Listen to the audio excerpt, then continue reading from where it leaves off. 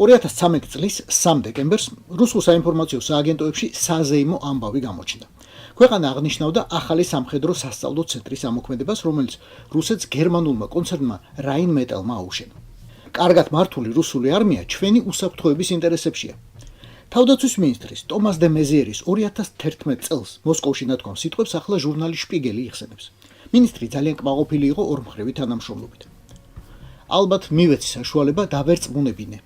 ასე ცოტა ალბათ დანანებით პასუხობს დღეს დე მეზიერი ჟურნალის კითხვას, რა უხაროდა 14 წლის წინ. და მართლა რა უხაროდა? 2011 წელია. რუსეთი საქართველოში 3 წლით ადრეა შეჭრილი და დარღვეული აქვს კონტინენტის საზღვრების მთლიანობა. შპიგელის ვრცელი სტატია ვიღაცისთვის დღეს შეხსენებაა, ვიღაცისთვის აღმოჩენათა წყება. ანგელა მერკელისთვის კი, რომელიც ახლა ისევ გამოტყვრა ინტერვიუთი და უკრაინის ომს საკუთარი კაგებეშნიკობის გარდა გარშემო ყველას აბრალებს, პირდაპირ ნადღლეზე ალიყურია.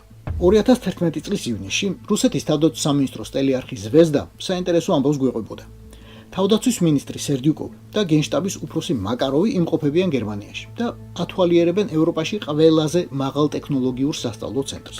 სერდიუკოვს განსაკუთრებით მოსწონს ჯავშან ტრანსპორტიორი ბოქსერი, რომელიც გერმანელებს სულ ახალი მიღებული აქვს შეიარაღებაზე. ცდის ტყვიამთქოებს, დისტანციური სროლის მეთოდს. გენშტაბის უფროსი უბაგუნებს ავტომატურ ყუმბარდყორცს. მოკლედ, კარგად გაერთნენ ბიჭები. გერმანელებმა აჩვენეს ყველაფერი, რაც რუსებს აინტერესებდათ. ასეთი აღჭურვილობაა, კამერები, ოპტიკა, კომპიუტერი. Перспектива. აი მსგავსი კი რუსს მართლა არაფერი ჰქონდა. ტყვია და ჭურვი იმდენი დარჩა საბჭოთა კავშირიდან ამოუწურავი მარაგი ეგონა, მაგრამ ნელ-ნელა მიხვდა, რომ ბოლომდე ასეც არაა. გერმანულ სასწავლო ცენტრში ნანახი კი ზუსტად ის აღმოჩნდა, რაც ასე სჭირდებოდა. ჩვენი ჯარისკაცი მომავალში ასეთივე იქნება. და ვფიქრობ ამას გაჩვენებთ. Учения будут центра 2011, и мы постараемся показать вам солдата уже российского. გენშტაბის მაშინდელი უფროსი ამას Rheinmetall-ის აპარატურაზე ამბობს, რომელიც საცეცხლე მომზადებას პირდაპირ აუდიტორიაში უზრუნველყოფს. პოლიგონზე აშენებულ საწვრთნელ შენობებში კი შეტევაცა და თავდაცვაც ერთდროულად არის შესაძლებელი. შეგიძლია ითამაშო. მებრძოლებზე, კარებზე, ფანჯრებზე დამონტაჟებული აპარატურა გატყორცნის და მოხვედრის ადგილას მერე აფიქსირებს ლაზერის სხივს, რომელსაც ჯარისკაცი ტყუის ან ყუმბარის ნაცვლად ისვრის, როგორც რეალურ ბრძოლაში. შეიძლება მოკვდა, შეიძლება დაიჭრა. ამას ყველაფერს მანქანა გეუბნება. მაგალითად, თუ სხივი ხვდება ლაზერის სენსორს თავზე, გეუბნება, რომ გაღმა გახვედი.